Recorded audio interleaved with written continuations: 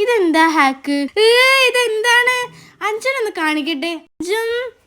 ഇതൊന്നും ചെയ്തുകൂടാ, നമ്മുടെ സ്കിന്നിന് നല്ലതല്ല. എൻ്റെ അടുത്തൊരു അടിപൊളി പ്രൊഡക്റ്റ് ഉണ്ട്, ഞാൻ നിനക്ക് കാണിച്ചു തരാം, വാ.